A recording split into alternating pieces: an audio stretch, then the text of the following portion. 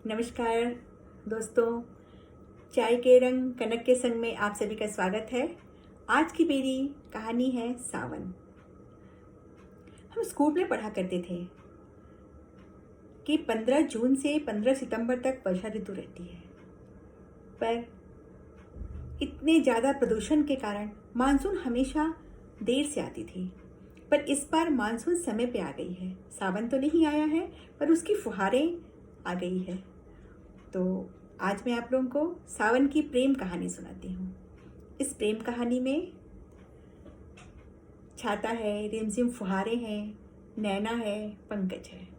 तो आइए सुनते हैं आज एक प्रेम कहानी सावन। मेरी चाय समाप्त हो चुकी है। आप लोग चाय की चुस्कियों का आनंद लेते हुए मेरी कहानी सुनिए।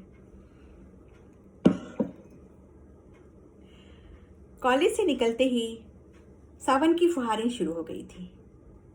कुछ दूर जाते ही फुहारें तेज हो गई। नैना एक दुकान के बाहर खड़ी हो गई, जहां पहले से ही कुछ लोग थे।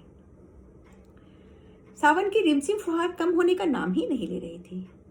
नैना ने घड़ी की तरफ देखा और भीगते हुए निकलने लगी।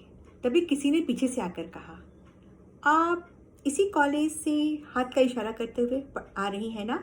ये छाता लीजिए, कल मुझे कॉलेज पे वापस कर दीजिएगा। नैना उसकी वेशभूषा देखने लगी। वो स्पोर्ट्स पोशाक पहने हुए था। पंकज ने स्थिति को भांप लिया। उसने कहा, मैं कॉलेज में पढ़ाता नहीं हूँ, कोच हूँ। कॉलेज में फुटबॉल टूर्नामेंट होने वाला है, लड़कों को ट्रेनिंग देने आता हूँ। नैना छाता लेकर आगे निकल गई। सामने बस खड़ी थी। घर पहुंचते ही नैना ने अपनी मम्मी को सारी बातें बताई। मम्मी ने कहा, ठीक है, कल छाता वापस कर देना, ज्यादा बातें मत करना। नैना हंसते हुए अपनी मम्मी से लिपट गई। दूसरे दिन नैना कॉलेज गई तो क्लास शुरू हो चुकी थी। 2 क्लास के बाद कुछ समय खाली था। नैना पंकज यानी कोच को ढूंढने लगी, पर उसे कोच कहीं दिखाई ही नहीं दिए। बाद में पता चला कि कोच तो आए ही नहीं है। वो रोज छाता लेकर जाती, पर उसे कोच दिखाई ही नहीं देते। एक दिन गेट से निकलते हुए अचानक उसकी नजर कोच पर पड़ गई। अनायास उसके मुंह से निकल गया, मैं आज छाता लेके नहीं आई हूं।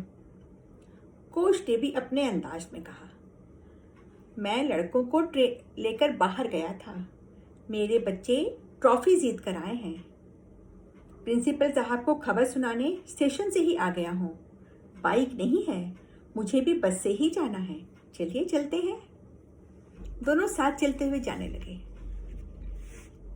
सावन की फुहार शुरू हो गई। बस का इंतजार करते हुए दोनों चुपचाप खड़े थे। तभी पंकज ने नैना की तरफ देखते हुए कहा, आपको बारिश में भीगना पसंद है? आपने मुझे उस दिन भीगने कहा दिया, छाता दे दिया। तपाक से नैना ने जवाब दिया। दोनों हंसने लगे। सावन की फुहारें थोड़ी कम हो गई थी। पंकज ने नैना की तरफ देखते हुए कहा, मुझे उस दुकान की चाय बहुत पसंद है, आप साथ में चलना चाहेंगी? दोनों उस दुकान की तरफ निकल गए। बारिश का महीना था। उस छोटी सी दुकान में बहुत भीड़ थी।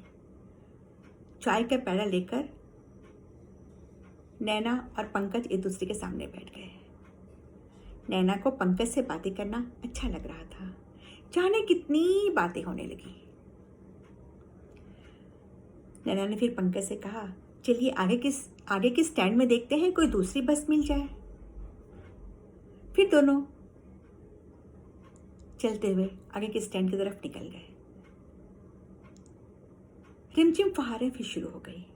नैना अपना मनपसंद गीत गुनगुना रही थी। रिम झिम गिरे सावन, सुलग सुलग जाए मन। पंकज ने धीरे से कहा, मुझे भी ये गाना बहुत पसंद है। चलते चलते पंकज ने नैना की तरफ देख के कहा, मेरे माता पिता नहीं हैं, मौसी के साथ रहता हूँ। यही बगल में रहती है, मिलना चाहोगी? नैना को अपनी मम्मी की हिदायत याद आ गई।